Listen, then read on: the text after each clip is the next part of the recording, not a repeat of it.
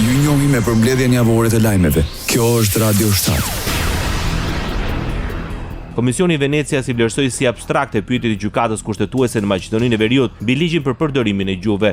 Në të thuhet se sipas standardeve, shtetet duhet të marrin të gjitha masat e nevojshme për të siguruar të drejtat gjyqësore të minoriteteve në sistemin gjyqësor dhe të sigurojnë mbrojtje për gjykim të drejtë, duke përfshirë dhe fazat hetimore dhe paragjyqësore, konkretisht në kontekstin e procedurave penale. Në të thuhet se detyrimet që lidhen me procedurat penale që synojnë garantimin e të drejtës për një gjykim të drejtë për të akuzuarin, përbëjnë thelbin e rregullores mbi përdorimin e gjuhëve të minoriteteve gjyqësore. Megjithatë, këto janë standarde minimale dhe asgjë nuk e pengon shtetin të garantojë të drejta më të gjëra gjyqësore në procedurat gjyqësore me kurth që të mos pengojë administrimin e duhur të drejtësisë.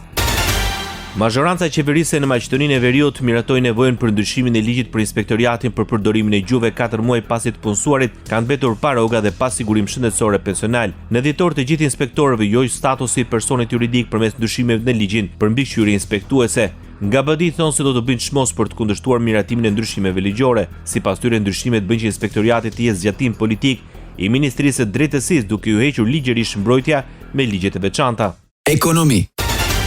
Maqedonia do të fillojë ndërtimin e gazsjellësit me Greqinë. Pjesa e Maqedonisë së gazsjellësit është 68 kilometra i gjatë dhe duhet të lidhet me anën greke. Ndërlidhja i gazit do të ndërtohet nga një kompani vendore që ofroi çmimin më të ulët se 12 milionë euro krahasuar me kompanitë e tjera. Duke nënshkruar këtë marrëveshje për pjesën maqedonase të ndërlidhjes të gazit, ne shënojmë fillimin e investimit më të madh në energji në 10 vitet e fundit. Shumë e rëndësishme është se do të lidh vendin tonë me tregjet e vlerat europiane të energjetikës, tha Sanja Bozhinovska, ministre e energjetikës në Republikën e Maqedonisë së Veriut.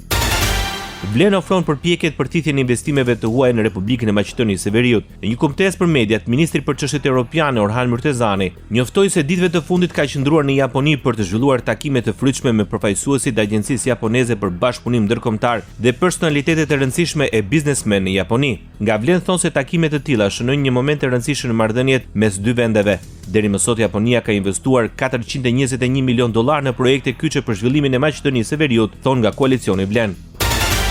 Maqedonia e Veriut po përjeton ndryshime të konsiderueshme demografike me një rënje prej 18% të popullsisë së fëmijëve nga viti 2011 deri në vitin 2023 dhe një shkallë të ulët fertiliteti prej 1.5% duke treguar një popullsi në tkurrje. Kjo u nënvizua në paraqitjen e UNICEF-it, analiza e situatës së fëmijëve dhe adoleshentëve në Maqedoninë e Veriut 2024. Më tej thuhet se shkalla e vdekshmërisë neonatale ka rënë nga 5.2% për 1000 lindje të gjalla në vitin 2016 në 1.8% në vitin 2023, ndërsa shkalla e vdekshmërisë së fëmijëve nën 5 vjeç ka rënë në 2.7% për 1000 lindje në vitin 2023, që megjithatë është nën mesatare në rajonin dhe atë të Bashkimit Evropian. Gjithashtu, analiza nxori në pas se cilësia e arsimit në Maqedoninë e Veriut mbetet një shqetësim i madh, pasi vlerësimet kombëtare dhe ndërkombëtare tregojnë rënje të rezultateve arsimore me rezultate mesatare më të ulta në lëndët bazë. Politik. Alianca për shqiptarët do të vijojë të jetë pjesë e qeverisë në Maqedoninë e Veriut. Pas takimit me kryeministrin Histria Mickovski, Arben Taravari tha se do të vazhdojë të qëndrojë në qeveri. Burime mediatike thonë se takimi ka qenë miqësor dhe se kryeministri ka propozuar që edhe një herë të provohet të gjendet zgjidhje për përkraje të ndërsjellët mes partive qeveritare në zgjedhjet lokale dhe lista të veçanta për këshilltar. Më tej njoftohet se Alianca për shqiptarët do të vazhdojë konsultime brenda partijake dhe se vendimi përfundimtar do të ofrohet deri në fund të muajit maj. Alianca për shqiptarët në Maqedoninë e Veriut vijon të mbetet e hapur për diskutime me shefin e qeverisë. Në një dalje për mediat, Arben Taravari thënë se janë në komunikim të vazhdueshëm me kryeministrin Histria Mickovski dhe se do të informojë opinionin për hapat në vijim. Kryetari i Aliancës për shqiptarët Arben Taravari konfirmoi se për këtë subjekt politik nuk ka më hapësirë brenda koalicionit. Ne kishim takim me kryeministrin para 2 ditësh, thamë që do të vazhdojmë të bisedojmë dhe jemi në komunikim. Për veprimet më të tjeshme ju informojmë përsëri. Deklaroi Arben Taravari nga Alianca për shqiptarët.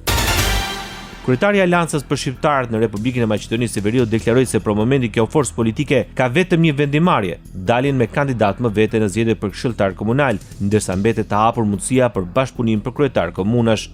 Në moment që do vendosim, ose kur kryesia e partisë vendose që të shkojë me PDI-n, as që kërkojmë në event qeveria që duam të jemi pjesë e qeverisë, po tash për tash, kryesia e qendrore ka vetëm një vendim, se dalim me listat tona të veçanta për këshilltar komunal. Kurse për bashkëpunime, tash me Vlenin e shoh se është derë e mbyllur, në zgjedhjet lokale janë pak më ndryshe se sa zgjedhjet tjera. Arben Taravari tha se janë gati të krijojnë dhe grupin e tyre parlamentar. Ne jemi parti autonome, vendosim dhe i sjellim të gjitha vendimet në organet tona partijake. Kur sjellim ose nëse sjellim që të bashkëpunojmë dikundi me ndonjë parti tjetër që nuk është në qeveri, nuk e shohim veten më të jemi pjesë e qeverisë, por tash për tash nuk kemi ashtu vendim.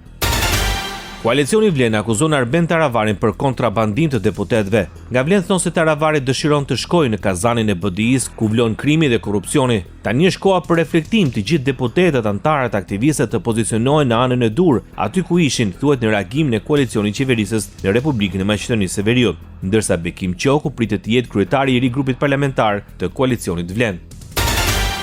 Pas akuzave të Vlen reagoi zëvendës kryeministri Arben Fetaj. Përmes rrjeteve sociale, Fetaj shkruan se Vlen ishte një projekt i guximshëm kombëtar që dëshmoi se shqiptarët mund të bashkohen kundër një të keqe të përbashkët.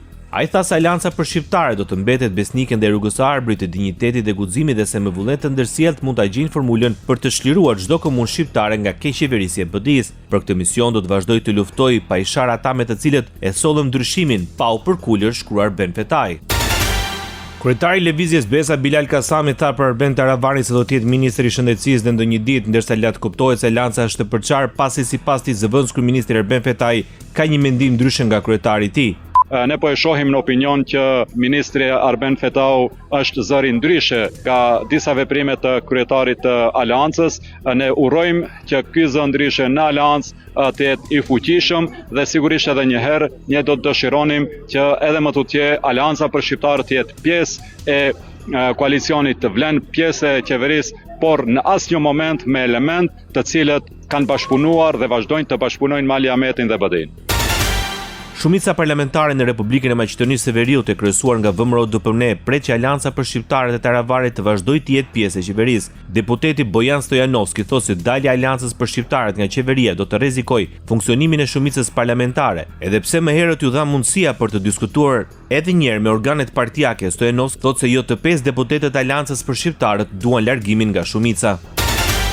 Partia më e madhe maqedonase në pushtet, VMRO DPMNE, mohon mundësinë e bashkëpunimit të Aleancës për shqiptarët me Bashkimin Demokratik për Integrim. Nënkryetari VMRO DPMNE-s, Aleksandar Nikolovski, nuk beson se Arben Taravari me gjithë përvojën politike që ka, do të përfundojë në krah të BDI-s. Nikolovski është i bindur se qeveria ka shumicë të qëndrueshme dhe përkrahje nga qytetarët. VMRO DPMNE fitoi 58 deputet, kundërshtari ynë kryesor politik fitoi 18. Ka deputet që mbështesin politikat e VMRO DPMNE-s. Këtu është koalicioni me partinë politike Znam. Pra VMRO DPMNE dhe Znam kemi për momentin diku 66-67 deputet, që është një shumicë komode dhe e qëndrueshme, deklaroi Aleksandar Nikolovski. Opozita maqedonase pretendon se koalicioni i qeverisës është i brisht. Kryetari i LSDM-s Venko Filipçe shpreh dyshime ndaj deklaratave të kryeministrit se shumica qeveritare është e qëndrueshme dhe nuk ka probleme brenda koalicionit qeverisës. Sipas Filipçes, koalicioni qeveritar nuk ishte i qëndrueshëm dhe siç tha ai, këtë e tregojnë faktet në terren, ndryshe nga deklaratat e kryeministrit dhe funksionarëve të tjerë të qeverisë. Kryetari i opozitës tha gjithashtu se po hyn në një periudhë dinamike në të cilën pritet të shihet zgjidhja dhe se çfarë do të ndodhë me koalicionin qeveritar. Bashkimi Demokratik për Integrim akuzon presidenten se po vendos në rrezik karakterin multietnik të Republikës së Maqedonisë së Veriut. Përmes një komunikate thuhet se Gordana Siljanovska Davkova u pozicionua hapur në anën e qeverisë, duke anashkaluar mekanizmat për mbrojtjen nga shumica etnike, me deklaratat e saj se nuk ka rëndësi sa deputet shqiptar do ta braktisin shumicën parlamentare, përderisa qeveria ka 61 deputet, nuk ka nevojë për zgjedhje të parakoshme. Presidenti dërgon një mesazh të qartë se balanca etnike dhe ndjeshmëria e partneriteteve nuk janë pjesë e prioriteteve të saj politike, thuhet në kumtesën e BDI-s. Sipas opozitës shqiptare në Republikën e Maqedonisë së Veriut, Siljanovska braktisi rolin që presidenti duhet të ketë si arbitër i drejtë i pozicioneve të ndryshme politike, me qëllim të bashkimit të gjithë qytetarëve pavarësisht përkatësisë së tyre etnike ose politike.